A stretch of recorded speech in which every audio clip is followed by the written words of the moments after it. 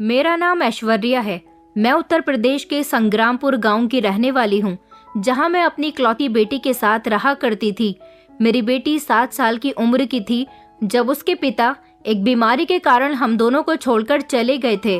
तभी से ही मेरी बेटी ने मुझे ही अपनी माँ और अपना पिता माना था। मैंने उसकी परवरिश बड़ी मुश्किल से की थी, क्योंकि मेरा सहारा कोई भी नहीं था। माँओं के लिए अपनी बेटी की परवरिश करना और फिर जब वो जवान हो जाए तो उसको विदा करना, वो भी अकेले, सबसे बड़ी मुसीबत का काम होता है।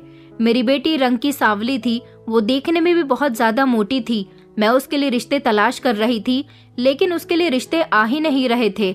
एक बार उसके लिए एक ऐसा रिश्ता आया जो लड़का बेहद ही खूबसूरत था और उसका परिवार भी बहुत अच्छा था। ऐसे लड़के को देखकर मैं हैरान रह गई थी। मैंने फौरन ही इस रिश्ते के लिए हाँ कर दी थी और अपनी बेटी की शादी की तैयारियों में लग गई। उन लोगों ने दहेज लेने से भी इनकार कर दिया था। वो बहुत ही अच्छे लोग थे, लेकिन जब शादी का समय आया और मेरी बेटी विदा होने चली तो उन्होंने मुझसे मेरी एक ऐसी कीमती चीज मांग ली जिसके बारे में सुनकर मैं हैरान रह गई थी। पहले ही मेरी बेटी का रिश्ता बड़ी मुश्किल से लगा था। मैं नहीं चाहती थी कि मेरी बेटी की शादी टूट जाए और बारात वापस चली जाए। अगर ऐसा हुआ तो मेरी बेटी का दिल टूटकर रह जाएगा। इसीलिए मैंने हाँ कर दी थी और उनको अपनी सबसे कीमती चीज दे दी। लेकिन उसके जाने के 3-4 घंटे बाद ही दरवाजे पर अचानक दस्तक हुई। जैसे ही मैंने दरवाजा खोला तो सामने का नजारा देखकर मेरे होश उड़ गए थे, क्योंकि दरवाजे के पास मेरी बेटी खड़ी हुई थी और वो भी इतनी रात के समय अकेली। मैंने अपनी बेटी से कहा कि क्या हुआ है तुम्हारे साथ। जैसे ही मैंने अपनी बेटी के चेहरे पर गौर किया तो मेरे पैरों तले से जमीन निकल गई थी, क्योंकि उसका चेहरा तो मेरी एक ही बेटी थी, उसका नाम किरण था। जिंदगी कभी भी आसान नहीं होती, लेकिन जिंदगी में ऐसा मोड़ जरूर आएगा, ये मुझे नहीं पता था। मेरे पति तो इस दुनिया से जा चुके थे। मैं दिन रात मेहनत करती थी, मुझसे कपड़ों की सिलाई आती थी और वही करके मैंने अपना और अपनी बेटी का पेट पाला था। हमारा गांव बहुत छोटा था, जैसे समय वहीं थम गया हो। यहाँ के लोग बहुत ही अजीब थे। हमेशा दूसरों की कमियों पर नजर रखना, उनकी कमियों को तलाश करना और बातें बनाना ही उनका जरूरी काम था। किसकी जिंदगी में क्या हो रहा है, किसके घर में क्या पक रहा है और किसकी बेटी कहाँ जा रही है, इन बातों पर सबकी नजरें जमी रहती थी। मेरी बेटी किरण बहुत ही सिंपल लड़की थी। मैं चाहती थी कि मेरी बेटी भी बाकी लड़कियों की तरह हंसती मुस्कुराती रहा करे, लेकिन उसकी बदकिस्मती ने उसे मेरी तरह खुश रहने नहीं दिया। वो बहुत मोटी थी। उसकी उम्र तो ज्यादा नहीं थी, लेकिन अपने मोटापे की वजह से ज्यादा उम्र की लगती थी। उसका रंग सांवला था और नाक भी मोटी सी थी। मैं जानती हूँ कि वो खूबसूरत नहीं थी। यह हकीकत मुझे तकलीफ देती थी, क्योंकि मेरे अपने पति की शक्ल भी कुछ खास नहीं थी और किरण अपने पिता पर ही गई थी। मैंने जवानी में ये सब कुछ सोचा ही नहीं था। जब मेरे लिए मेरे पति का रिश्ता आया तो सबने कहा कि मर्द की शक्ल को कौन देखता है, असल चीज तो उसकी कमाई होती है। मेरे पति की कमाई अच्छी थी, तभी तो उन्होंने हमें एक छोटा सा घर बनाकर दिया और थोड़ी सी जमीन भी छोड़ गए थे, जिससे हमारे खर्च किसी न किसी तरह पूरे हो ही जाते थे। मैं खुश थी कि कम से कम मेरे सर पर छत तो है, लेकिन उस समय ये नहीं सोचा था कि मेरी बेटी ही होगी और वो भी अपने पिता पर जाएगी। किरण का ये हाल देखकर मेरा दिल बहुत दुखता था। वो मासूम थी, लेकिन उसका वजन, उसका सांवला रंग और उसकी मोटी नाक लोगों के मजाक का निशाना बनती थी। मैं उसे बार बार समझाती थी कि किरण, खाना कम खाया करो, लेकिन वो मेरी बात नहीं मानती थी। शायद खाने में उसे वो सुकून मिलता था जो दुनिया ने उससे छीन लिया था। मैं जानती थी कि यह जमाना बदसूरत लोगों को जीने नहीं देता, खास तौर पर लड़कियों को। मेरी बेटी गांव के बच्चों के साथ खेलने तक नहीं जाती थी। वो अकेले रहने की शौकीन थी और मैं कुछ नहीं कर पाती। जब कभी मैं बाजार जाती तो औरतें मुझे रोक कर कहती कि ऐश्वर्या, किरण का रिश्ता कब करोगी। उनकी नजरों में सवाल के साथ ताने भी होते थे, जैसे वो पहले ही जानती हों कि किरण के लिए रिश्ता ढूंढना नामुमकिन होगा। उन सवालों का मेरे पास कोई जवाब नहीं था। मैं बस चुपचाप सर झुका लेती थी और दिल ही दिल में ऊपर वाले से प्रार्थना करती थी कि मेरी बेटी के लिए भी कोई बेहतर रास्ता निकल जाए। एक दिन किरण मेरे पास आकर कहने लगी कि माँ, मैं मोटी क्यों हूँ? बाकी सब लोग तो मुझसे पतले हैं, खूबसूरत हैं। ऊपर वाले ने मुझे ऐसा क्यों बनाया? उसकी बात सुनकर मैं खामोश हो जाती थी। मेरे पास कोई जवाब नहीं था। मैं उससे कहती कि ये सब किस्मत के खेल हैं, लेकिन असल हकीकत ये थी कि दुनिया हमेशा खूबसूरती की दीवानी रही है और बदसूरती को एक ऐप समझा जाता है। मैं उसे हकीकत नहीं बता सकती थी, क्योंकि वो पहले ही बहुत कुछ सह रही थी। किरण की बातों ने मुझे तोड़कर रख दिया था, लेकिन मैंने उसे महसूस नहीं होने दिया। मैंने उसे गले लगाया और कहा कि बेटी, दुनिया की बातों पर मत जाया करो। तुम बहुत अच्छी हो। ऊपर वाले की बनाई हुई हर चीज बहुत अच्छी होती है। लेकिन मैं जानती थी कि ये बातें उसके दिल को सुकून नहीं दे सकती। मैं जानती थी कि ये समाज उसे सुकून से नहीं रहने देगा। एक दिन गांव की एक औरत मेरे पास आई और कहने लगी कि ऐश्वर्या, तुमसे एक बात पूछूं, बुरा मत मानना। तुमने अपनी बेटी के रिश्ते के बारे में कुछ सोचा है? मैंने खुद पर कंट्रोल करते हुए कहा कि अभी तो मेरी बेटी छोटी है। मेरी बात पर वो हंसी और कहने लगी, अरे ऐश्वर्या, ऐसा ना हो कि देर हो जाए। उनकी बातें मुझे अंदर तक छलनी कर गई थी, लेकिन मैं कुछ न कर सकी। गांव वालों की बातें, उनकी नजरें और उनका बर्ताव सब मुझे अंदर ही अंदर तोड़ रहे थे। मैं किरण को उन सबसे बचाना चाहती थी, लेकिन मैं जानती थी कि ये सब आसान नहीं होगा। मैं चाहती थी कि चाहे कुछ भी हो, मैं अपनी बेटी के लिए लड़ूंगी। ये दुनिया उसे एक्सेप्ट करे या ना करे, मैं उसे कभी अकेला नहीं छोड़ूंगी। किरण की जिंदगी बचपन से ही मुसीबतों से भरी हुई थी। लोग हमेशा उसके रंग, वजन और सूरत पर ताने कसते थे। हर गुजरते हुए दिन के साथ उसे अंदर से तोड़ती जा रही थी, लेकिन वो कभी किसी के सामने अपनी तकलीफ का इजहार नहीं करती थी। अब वो जवान हो चुकी थी और उसकी शादी की फिक्र ने मुझे एक नई आजमाइश में डाल दिया था। गांव की औरतें और मर्द हमेशा हमारी जिंदगी में झांकने की कोशिश करते थे। मेरी बेटी के लिए रिश्ता कहाँ मिलेगा, इन बातों ने मुझे छलनी कर दिया था, लेकिन मैंने हिम्मत नहीं हारी। मैंने सोचा, अपनी बेटी के लिए रिश्ता तलाश करना मेरी जिम्मेदारी है, चाहे दुनिया कुछ भी कहे। हमारे गांव की एक औरत थी जो रिश्ते लगवाया करती थी। उसे गांव के लोग रश्मि बुआ कहा करते थे। मैं उस औरत के पास गई। मैंने उसे पैसे दिए और कहा कि मेरी बेटे के लिए अच्छा सा रिश्ता तलाश करे, लेकिन मैंने उसे अच्छे से समझा दिया था कि ये बात किसी को पता ना चले। मैं नहीं चाहती थी कि लोग हमारे बारे में और ज्यादा बातें बनाएं। कुछ दिन बाद ही मेरी बेटी के रिश्ते आने शुरू हो गए। लोग हैरान थे, किरण के लिए रिश्ते कैसे आ रहे हैं। लोग जैसी भी बातें कर रहे थे, मैं उनकी बातों को इग्नोर करती रही। हर बार जब कोई रिश्ता आता तो मैं दिल ही दिल में उम्मीद बांध लिया करती थी कि शायद ये रिश्ता मेरी बेटी के लिए ठीक होगा, लेकिन हर बार वो उम्मीद टूट जाती थी। रिश्ते देखने के लिए आने वाले लोग किरण को देखते ही साफ इनकार कर दिया करते थे। उनके कड़वे कड़वे शब्द मेरे दिल को काट कर रख देते थे।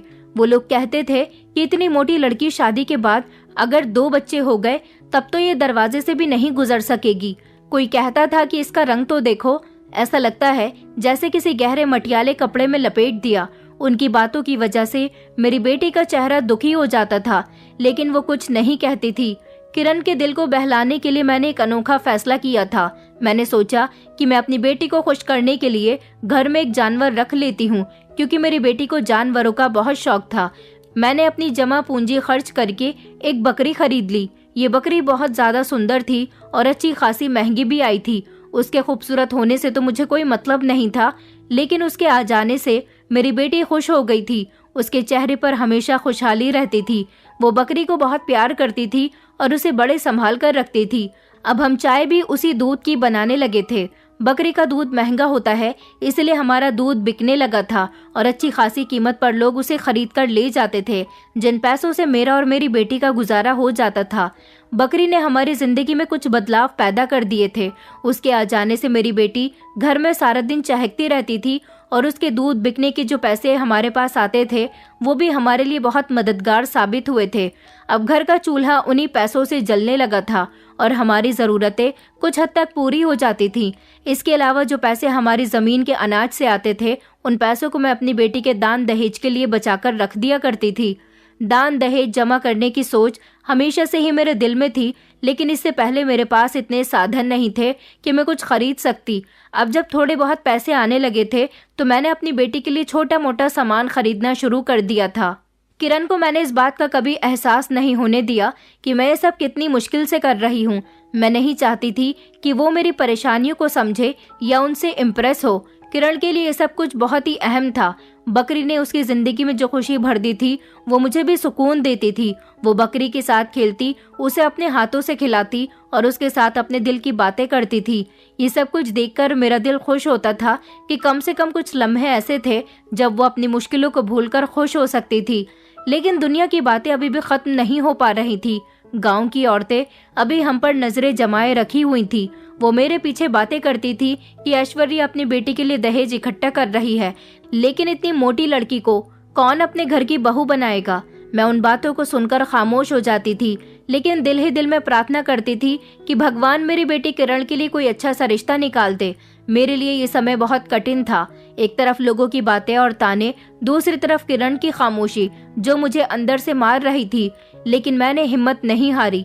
मैंने अपने दिल को मजबूत कर लिया और अपने आप से वादा किया कि मुझे अपनी बेटी के लिए जरूर लड़ना होगा। आखिर मेरे अलावा उसका इस दुनिया में कौन है? अगर मैं भी उसे नहीं समझूंगी तो फिर मेरी बेटी का क्या होगा? मैं अपनी बेटी को खुश देखने के लिए हर मुमकिन कोशिश करूंगी। किरण बकरी के साथ अपनी दुनिया में बिजी रहने लगी थी। सुबह से शाम तक वो बकरी की देखभाल करती रहती थी और उसे चारा डालती रहती थी। सुबह के समय दूध निकालती थी और कभी कभी उसके साथ खेलती भी थी। इस तरह मेरी बेटी का दिल लगा रहता था। मुझे भी सुकून था कि उसका दिल बहल जाता है और साथ साथ थोड़ी भागदौड़ भी हो जाती है, लेकिन इसके बावजूद मेरे दिल में एक कमी बाकी थी। मैं जानती थी कि किरण की जिंदगी के लिए सिर्फ यही खुशियां काफी नहीं है। उसे अपने अच्छे फ्यूचर और एक मोहब्बत करने वाले हम सफर की जरूरत थी। लेकिन ये सब एक सपना लग रहा था। ऐसे में एक दिन मुझे खबर मिली कि मेरी बचपन की सहेली उर्मिला, जो कई सालों पहले हमारा गांव छोड़कर शहर जा बसी थी, लेकिन अब वो वापस आ गई थी। उर्मिला के बारे में सुनते ही मेरे दिल में खुशी की लहर दौड़ गई थी। वो मेरी बहुत ही पक्की और करीबी सहेली थी, लेकिन गांव छोड़ने के बाद हम दोनों की एक दूसरे से कभी मुलाकात न हो सकी थी, क्योंकि शहर हमारे गांव से बहुत दूर था। मेरा भी कभी शहर जाना नहीं होता था और वो भी अपनी शादी के बाद गांव वापस नहीं आई थी। उर्मिला एक मामूली सी औरत थी। गांव के लोगों के लिए वो एक कैरेक्टरलेस लड़की थी, जिसने अपनी मोहब्बत के लिए अपने खानदान और रस्म रिवाज की परवाह न करते हुए अपनी मर्जी से शादी कर ली थी। वो अपनी मर्जी की जिंदगी जीने के लिए शहर चली गई थी। वहां जाकर उसने नौकरी की और अपने पति के साथ एक खुशहाल जिंदगी गुजारने लगी थी। ऊपर वाले ने उसे औलाद के रूप में बेटी दी थी, लेकिन अब जब उसकी बेटी जवान हो गई तो अब इतने सालों के बाद अपनी बेटी की शादी करने के बाद वो दोबारा से अपने गांव लौटकर आ गई थी। उर्मिला जब गांव वापस आई तो सबसे पहले मुझसे मिलने के लिए आई थी। उसे देखकर मुझे ऐसा लगा था जैसे बरसों के फासले खत्म हो गए हों। वो मुझसे गले मिली तो मेरी आंखों से लगातार आंसू बहने लगे थे। मैंने कहा, तुम वापस आ गई हो? ऐसा लगता है जैसे मेरी बहन लौट आई है। मेरी बात पर उर्मिला मुस्कुराई और धीमी आवाज में कहने लगी कि हाँ, मैं वापस आ गई हूँ, लेकिन अब मैं तुम्हारे लिए यहाँ हूँ। मैंने उससे कहा कि वो मेरे घर में आकर रहने लगे, क्योंकि उसके अपने घर में अकेले रहने का अब कोई फायदा नहीं था। उसके माता पिता के मरने के बाद उसका घर बंद पड़ा हुआ था। वो मेरी बात फौरन मान गई थी और मेरे साथ ही रहने लगी थी। उर्मिला के आ जाने से मेरे घर में एक नई खुशियों का आगाज हुआ था। वो न सिर्फ मेरी हिम्मत बांधती थी, बल्कि मेरा अकेलापन भी दूर हो गया था।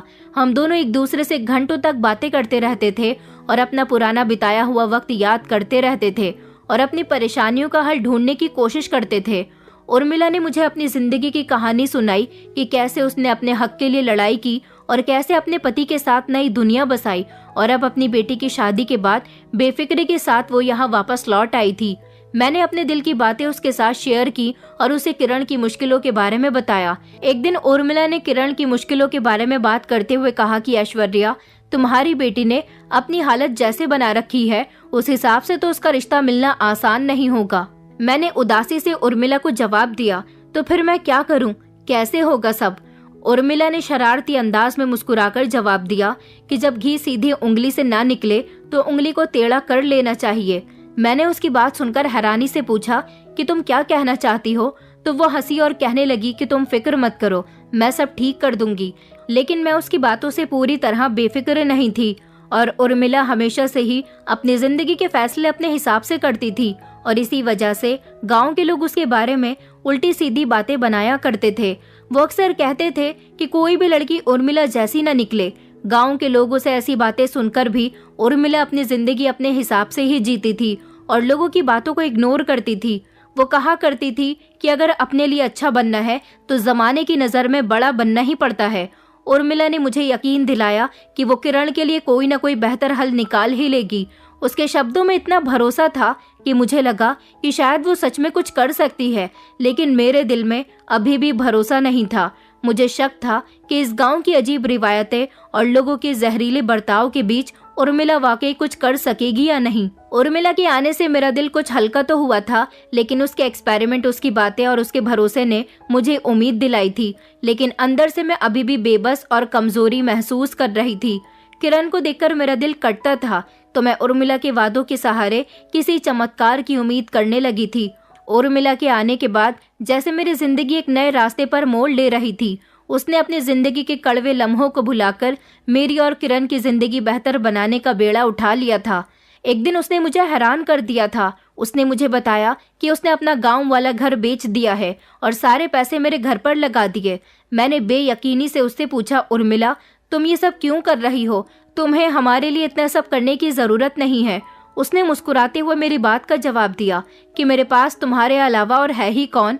माँ बाप तो इस दुनिया में नहीं रहे, अपने रिश्तेदार तो पहले ही मुझसे नाराज हो चुके हैं और मेरी बेटी तो अपनी नई जिंदगी में बिजी है। अब मेरे पास ये सब संभालने के लिए कोई नहीं। मैंने अपना शहर वाला घर तो अपनी बेटी को दे दिया है, तो क्यों ना ये सब तुम्हारे काम आए। उसने न सिर्फ मेरे घर की मरम्मत करवाई, बल्कि मुझे कपड़े धोने के लिए वॉशिंग मशीन और एक नया फ्रिज भी खरीद कर दिया। हमारे घर में लाइट का बंदोबस्त नहीं था, उसने घर में बिजली की व्यवस्था भी करवाई। हमारा पुराना फ्रिज वैसे भी खराब था, लाइट न आने की वजह से वो ज्यादातर बंद ही रहता था। किरण के लिए भी उसने खूबसूरत से जेवर बनवाए थे, जिसे देखकर मुझे हैरत हुई कि वो अपने दिल से ये सब कुछ कर रही है।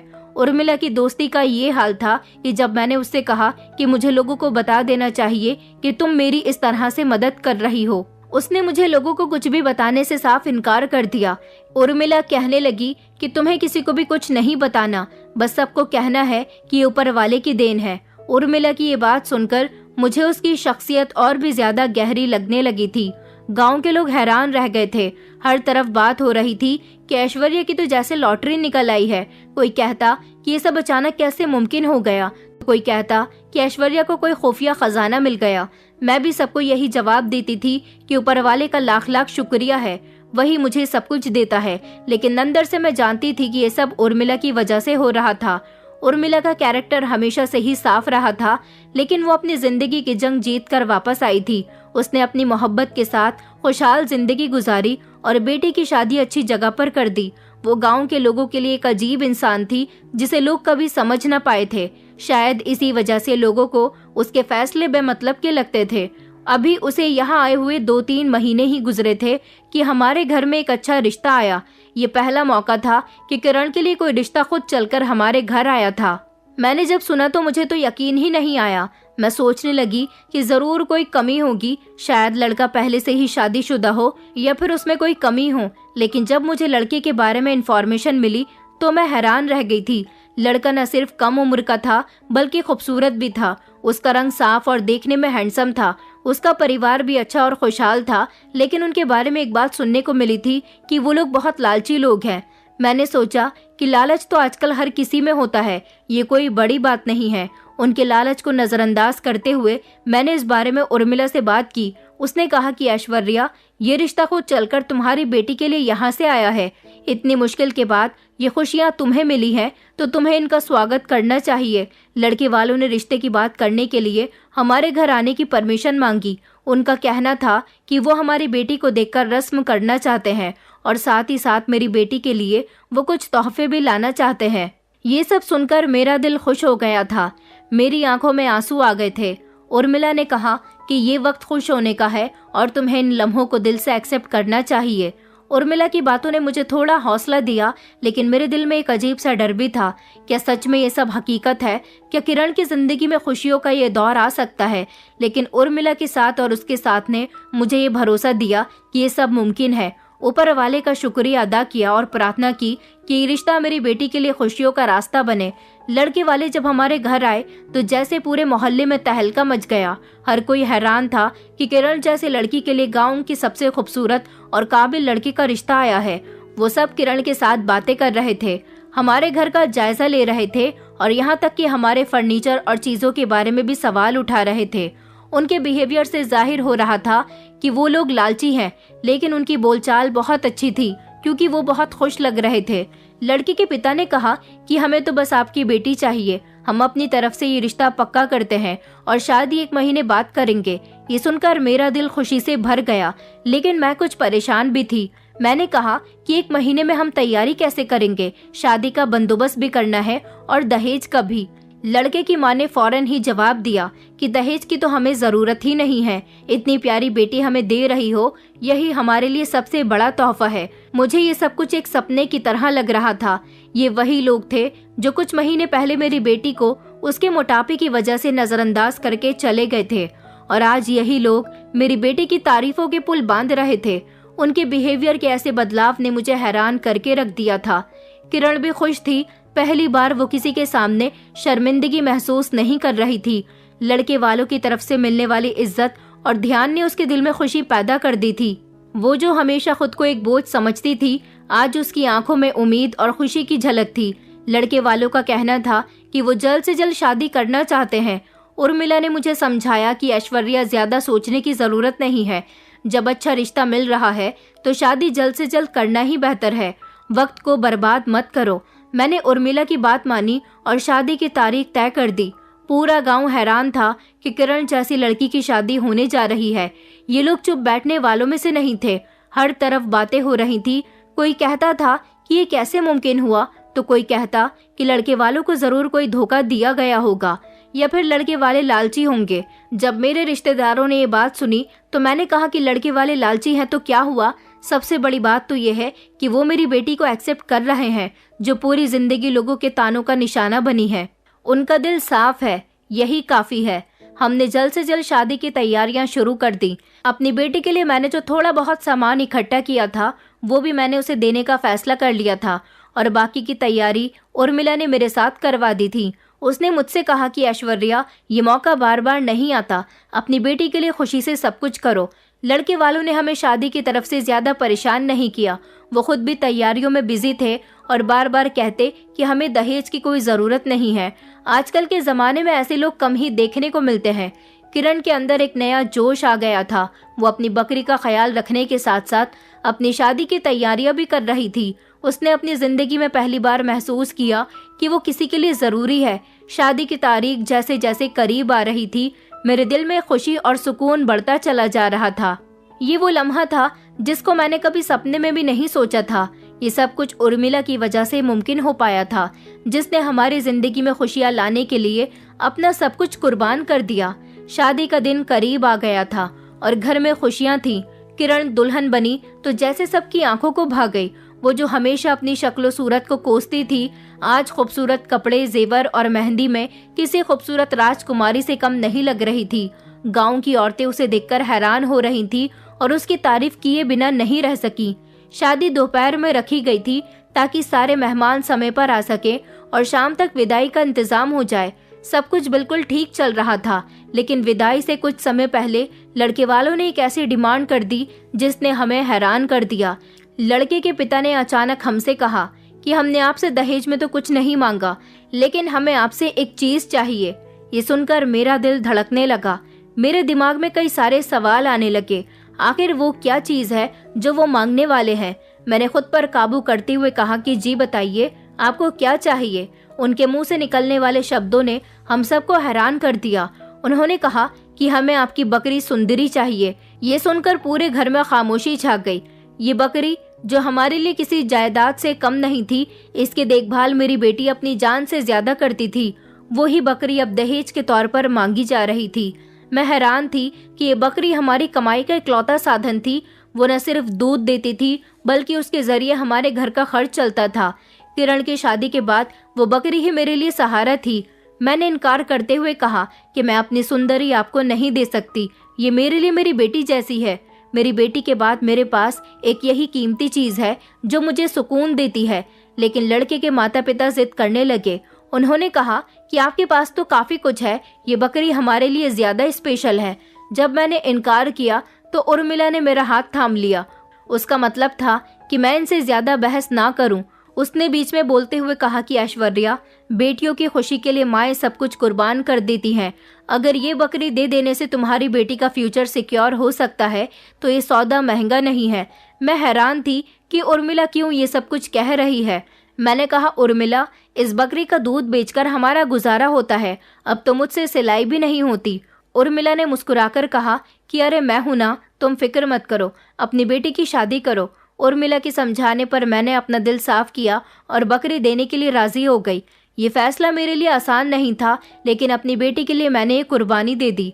विदाई के समय वो लोग बकरी और मेरी बेटी को लेकर चले गए। बेटी की विदाई पर मैं फूट फूट कर रोई थी। मेरी बेटी मेरे दिल का टुकड़ा थी और अपने पति के साथ नए घर जा रही थी। मैंने उसे सदा खुश रहने का आशीर्वाद दिया था। वो भी बहुत रो रही थी, लेकिन उसके आंसू खुशी के थे।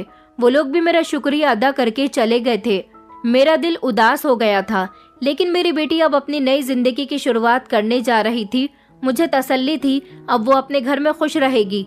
गांव वाले बार बार यही कह रहे थे, लड़के वाले लालची हैं, लेकिन वो ये नहीं जानते थे कि हमने कुर्बानी क्यों दी। मैंने खुद को दिलासा दिया कि ऊपर वाला सब ठीक कर देगा, लेकिन मुझे ये आइडिया नहीं था कि आगे क्या होने वाला है। रात का समय था और मैं अपने कमरे में बैठी गुजरे समय के बारे में सोच रही थी। सुंदरी के जाने का गम और किरण की विदाई का खालीपन मेरे दिल को बेचैन किए जा रहा था। मैं बार बार यही सोच रही थी कि अब आगे क्या होगा।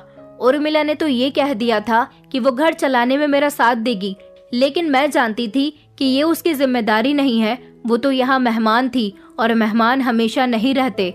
मैंने खुद को तसल्ली देते हुए सोचा कि कल बाजार जाकर अपना नया चश्मा ले आती हूँ और दोबारा सिलाई का काम शुरू करती हूँ। मेरी नज़र कमजोर हो गई थी, लेकिन दिल में हिम्मत पैदा करने की कोशिश कर रही थी। ये सब सोचते हुए शायद 1 घंटा गुजर गया होगा कि अचानक घर के दरवाजे पर दस्तक हुई। रात के इस समय दस्तक की आवाज सुनकर मैं चौंक गई थी। दिल में अजीब सी घबराहट पैदा हुई। सोचा कि इतनी रात को कौन हो सकता है। उर्मिला जो काफी देर पहले सो चुकी थी, दस्तक सुनकर वो भी जाग गई और फौरन कहने लगी कि इस समय कौन आ सकता है। मैंने भी परेशानी से कहा कि पता नहीं, देखते हैं दरवाजे की तरफ जाते हुए। मेरे दिल की धड़कनें तेज हो रही थी। जब मैंने दरवाजा खोला तो ऐसा लगा जैसे जमीन मेरे कदमों के नीचे से खिसक गई हो। दरवाजे के सामने मेरी बेटी किरण खड़ी हुई थी। उसकी हालत देखकर मेरा दिल कांप गया। वो बुरी तरह से रो रही थी। उसके बाल बिखरे हुए थे और चेहरा डर से सफेद पड़ा हुआ था। उसके पैरों में चप्पल भी नहीं थी। वो पैदल ही चलकर आई थी। मैं तो शॉक्ड रह गई थी। एक शब्द भी मेरी जुबान से नहीं निकल रहा था। किरण की हालत देखकर मेरा दिल टूट गया। उर्मिला फौरन आगे बढ़ी और किरण का हाथ थामकर उसे अंदर खींच लिया। उसने फौरन दरवाजा बंद किया और कहा, ये क्या हो रहा है? किरण यहाँ क्यों आई है? किरण की हालत देखकर अंदाजा हो रहा था कि वो किसी बड़े सदमे या डर का शिकार थी। बस लगातार रोई जा रही थी। उसका गला रोने की वजह से बैठ चुका था। उर्मिला ने उसे कुर्सी पर बिठाया और जल्दी से पानी लाकर उसके हाथ में दिया। किरण ने कांपते हुए हाथों से पानी लिया। वो अब भी बोलने की हालत में नहीं थी। मैंने घबराकर उसके कंधों को थाम लिया और कहा कि बेटा, क्या हुआ है? तुम यहाँ पर क्यों आई हो? अभी तो तुम्हें विदा किया था, तुम वापस कैसे आ गई? मेरी बेटी ने मेरी तरफ देखा। उसकी आंखों में ऐसा डर था कि मेरा दिल दहल गया। वो कुछ बोलना चाहती थी, लेकिन शायद शब्द उसके हलक में फंस रहे थे। उर्मिला ने नरम शब्दों में कहा कि बेटा, घबराओ मत, यहाँ तुम सेफ हो। जो कुछ भी हुआ है हमें बताओ। मेरे दिल में भी ढेर सारे सवाल थे। आखिर ऐसा क्या हो गया होगा मेरी बेटी के साथ? इसकी विदाई अभी कुछ घंटे पहले ही तो हुई थी। वो इस हाल में कैसे वापस आ गई? मैंने कहा, बेटा बताओ ना, तुम यहाँ पर क्यों आई हो? किरण रोते हुए कहने लगी, माँ, मैं क्यों भाग कर आती? मैं तो बहुत खुश थी। मेरा पति भी कितना सुंदर था और वो भी मेरे साथ अच्छा ही था, लेकिन ये कहते हुए वो फिर से रोने लगी। मैंने कहा, बेटा पूरी बात बताओ, क्या हुआ? किरण ने अपने आंसू साफ करते हुए कहा, माँ, उन्होंने बकरी को घर के अंदर एक जगह पर बांध दिया और उसके बाद मुझसे कहा कि अब तेरा यहाँ कोई काम नहीं है, हमें तुझसे कोई मतलब नहीं, तू यहाँ से चली जा। ये सुनकर मेरे शरीर में सनसनाहट दौड़ गई। मैंने कहा, ये क्या बात हुई? इसका मतलब वो लोग हमारी सुंदरी के लिए शादी करना चाहते थे, लेकिन सुंदरी तो एक बकरी है, उससे इन्हें क्या फायदा होगा? किरण ने रोते हुए बताया कि माँ, वो लोग कह रहे थे कि हमने तो ये शादी सिर्फ बकरी लेने के लिए ही की है। अब हमारे घर में बकरी के साथ एक मोटी भैंस नहीं रह सकती। उन्होंने तो मुझे भी एक मोटी भैंस कह दिया। उन्होंने कहा कि निकल जाओ तुम हमारे घर से, 1 हफ्ते बाद तुम्हें डिवोर्स के पेपर्स भेज दिए जाएंगे। ये बात सुनकर तो मेरा दिल लगातार फटने लगा था। मेरी बेटी रोई जा रही थी और मैं उसे तसल्ली देने की कोशिश कर रही थी। वो लोग जो इतने अच्छे और साफ नीयत के लग रहे थे, अचानक इतने जुल्मी कैसे हो गए? जब किरण ये सब बता रही थी तो उर्मिला एक तरफ खामोशी से बैठी हुई थी। उसके चेहरे पर एक अजीब सा सुकून था, जैसे उसे पहले से ही मालूम था कि ये सब होने वाला है। मैंने कहा, बेटा अब तुम रोना बंद करो, अब तुम हमारे घर आ गई हो। किरण को संभालना बहुत मुश्किल हो रहा था। आखिरकार मैंने उसे तसल्ली दी तो थोड़ी देर के बाद वो सो गई थी। बड़ी मुश्किल से वो सोई, लेकिन मैं पूरी रात जागने पर मजबूर हो गई। जब किरण सो गई तो उर्मिला मेरे पास आई। उसकी आवाज में एक अजीब सा दर्द था जो मैंने पहले कभी भी महसूस नहीं किया। वो मुझसे रोते हुए माफी मांग रही थी। मैंने कहा, तुम मुझसे किस बात की माफी मांग रही हो? इसमें तुम्हारी क्या गलती है? उर्मिला ने गहरी सांस ली और कहने लगी कि ऐश्वर्या, मुझे ये बात पहले ही पता चल गई थी कि वो लोग सिर्फ सुंदरी के लिए ही शादी कर रहे हैं, लेकिन मैंने सोचा कि अगर वो सुंदरी के बहाने किरण को अपना ले और उसे इज्जत से अपने घर की बहू बना ले तो ये सौदा बुरा नहीं है। मैंने हैरानी से कहा कि तुम्हें ये सब कैसे पता था? तुमने मुझे क्यों नहीं बताया? ये सब क्या है? उर्मिला की आंखों में आंसू आ गए। वो कहने लगी कि ऐश्वर्या, तुम जानती हो कि मैं हमेशा से तुम्हारी मदद करना चाहती हूँ। तुम्हारी बेटी की शादी तुम्हारे लिए एक बहुत बड़ी परेशानी बन चुकी थी और मैंने सोचा कि ये लोग अगर किरण को एक्सेप्ट कर लें तो उसकी जिंदगी बेहतर हो जाएगी। मैंने उसकी नीयत भांप ली थी, लेकिन ये भी सोचा कि शायद शादी के बाद सब कुछ ठीक हो जाए। उर्मिला की बात सुनकर मैं गुस्से और बेबसी के बीच उलझ गई। मैंने गुस्से से कहा कि तुम्हें ये सब पता था, फिर भी तुमने मुझे अंधेरे में रखा। तुमने मेरी बेटी की जिंदगी का सौदा कर दिया। उर्मिला ने रोते हुए कहा कि मुझे लगता था कि मैं सही कर रही हूँ। मैंने सोचा था कि ये लोग किरण को अपनी बहू बना लेंगे। मुझे नहीं पता था कि ये इस हद तक गिर जाएंगे। मैंने कहा, उर्मिला, मेरी बेटी का दिल टूट चुका है और उसका भरोसा भी खत्म हो गया। मैं बहुत परेशान हो गई थी कि आगे अब न जाने क्या होगा।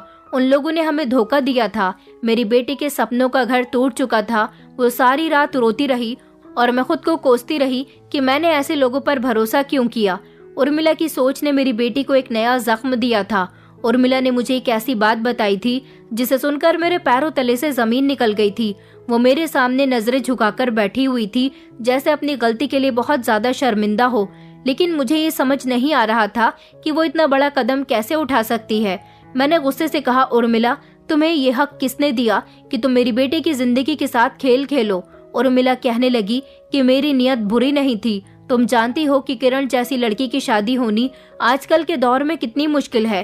अपने हालात देखो, तुम्हारी नजर भी कमजोर है और कपड़े सीने के अलावा तुम कुछ नहीं कर सकती, और ये बकरी ही तुम्हारा इकलौता सहारा थी। मैंने ये सब तुम्हारे और तुम्हारी बेटी के लिए किया। मैंने अपने पैसे तुम्हारे घर पर लगाए, लेकिन मुझे पता था कि ये बकरी तुम्हारे लिए कितनी कीमती है। इसलिए मैंने गांव में ये अफवाहें उड़ाई कि ये बकरी बड़ी किस्मत वाली है। मैंने लोगों को बताया कि जिस घर में ये बकरी चली जाए वहाँ दौलत बरसती है। मैंने सोचा कि इस तरह कोई अमीर परिवार तुम्हारी बेटी के लिए रिश्ता लेकर आएगा। मैंने कहा, उर्मिला, तुम्हें कैसे लगा कि ये सब करना ठीक होगा? उर्मिला ने कहा कि मैंने सोचा था कि वो लोग बकरी के साथ किरण को भी एक्सेप्ट कर लेंगे। शादी के बाद सब कुछ ठीक हो जाएगा। मैं ये नहीं चाहती थी कि किरण को किसी उम्रदार से या शादीशुदा से शादी करनी पड़े, इसलिए मैंने ये कदम उठाया था। मैंने जो बातें फैलाई थी वो आखिरकार इन लोगों के कानों तक पहुंच गई थी। उन्हें पता था कि तुम बकरी किसी को नहीं दोगी, इसलिए उन्होंने ये प्लान बनाया कि किरण से शादी का नाटक करेंगे और बकरी हासिल कर लेंगे। क्योंकि ये लोग इस पूरे गांव के सबसे ज्यादा लालची लोग थे, इसलिए मैंने सोचा कि इन लोगों को ही हम धोखा दे सकते हैं। ये सुनकर मेरा दिल दहल गया। मैंने कहा, उर्मिला, तुम्हें अंदाजा भी है कि तुम्हारी इन हरकतों की वजह से मेरी बेटी के सपने और इज्जत मिट्टी में मिल गए। उर्मिला ने रोते हुए कहा कि ऐश्वर्या, मुझे लगा कि ये सब तुम्हारी बेटी के लिए बेहतर होगा। मैं नहीं जानती थी कि वो लोग इतने नीच और लालची निकलेंगे। मेरी नियत सिर्फ तुम्हारी मदद करने की थी, लेकिन मैंने सब कुछ बिगाड़ दिया। मुझे माफ कर दो। ये सब कुछ सुनने के बाद मेरा दिल किसी भी माफी के लिए तैयार नहीं था। मैंने पूरे 1 हफ्ते तक उर्मिला से बात नहीं की थी। किरण को उसके कमरे में बंद देखा तो मेरा दिल टुकड़े टुकड़े हो गया। वो सारा दिन खामोश रहती थी, न कुछ खाती थी न पीती थी। मैं जानती थी कि यह सब सिर्फ एक समय की बात नहीं थी। ये एक ऐसी चोट थी जो सारी जिंदगी दिल पर लगने वाली थी। इसी दौरान हम सबको इंतजार था कि वो लोग क्या फैसला करेंगे। किरण की विदाई के सिर्फ 2 दिन बाद ही हमें ये नोटिस मिला कि वो डिवोर्स का फैसला कर चुके हैं। उर्मिला बार बार कहती रही कि वो उन लोगों से बात करेगी, लेकिन उनका फैसला अटल था। डिवोर्स का नोटिस मिलने के बाद मैंने अपनी बेटी को तसल्ली देने की कोशिश की, लेकिन मैं खुद अंदर से खाली हो चुकी थी। मेरी बेटी की जिंदगी एक खेल बन चुकी थी और मैं अपनी बेबसी पर शर्मिंदा थी। उर्मिला हर समय मेरे सामने आकर माफी मांगती रहती थी, लेकिन मैं उससे नजरें नहीं मिला पाती थी। आखिरकार एक दिन मैंने उर्मिला से कहा कि तुम्हारी नियत शायद बुरी न हो, लेकिन ये दुनिया नियत से नहीं चलती। तुमने जो किया उसका नुकसान मेरी बेटी को भुगतना पड़ा। उर्मिला ने वादा किया कि वो किरण की जिंदगी को बेहतर बनाने में मेरी मदद करेगी, लेकिन मैं जानती थी कि अब ये सब बातें सिर्फ तसल्ली देने के लिए हैं। किरण के लिए डाइवोर्स एक रस्मी कार्यवाही थी, लेकिन उसका असर उसकी आत्मा तक पड़ चुका था। मैंने फैसला किया कि अब मैं किरण की जिंदगी को संवारने के लिए खुद कुछ कर लूंगी। उर्मिला की मदद करने का सवाल ही पैदा नहीं होता। किरण को जिंदगी के इस इम्तिहान से निकालने के लिए मुझे जो भी करना होगा मैं करूंगी। इस समय मुझे ये नहीं पता था कि आगे क्या होगा, लेकिन एक माँ के तौर पर मैंने फैसला किया कि मेरी बेटी की जिंदगी दोबारा से खुशियों से भर जाएगी। उर्मिला की गलती अपनी जगह थी, लेकिन मैंने ये भी सोचा कि इन लोगों का लालच और उनका बर्ताव इससे कहीं ज्यादा बुरा था। अगर वो लोग बकरी के लिए मेरी बेटी को एक्सेप्ट कर भी लेते तो वो जिंदगी भर मेरी बेटी को ताने देते, उसे नीचा दिखाते और वो कभी खुश न रह पाती। ये सब सोचकर मुझे यकीन हो गया कि ये रिश्ता खत्म होना ही बेहतर था। किरण को इस सदमे से निकालने में समय लगा, लेकिन मैंने इसे समझाया कि जिंदगी में हमें हमेशा दूसरा मौका मिलता है और ये जरूरी नहीं कि एक नाकामी जिंदगी की बर्बादी हो। किरण को तसल्ली देना आसान नहीं था, लेकिन धीरे धीरे वो खुद को संभालने लगी। कुछ महीने गुजरने के बाद हमारे गांव के एक बुजुर्ग ने हमें बताया कि वो किरण के लिए एक अच्छा सा रिश्ता जानते हैं। मैंने उनसे कहा कि हमें पहले लड़के के बारे में सारी जानकारी हासिल करनी है।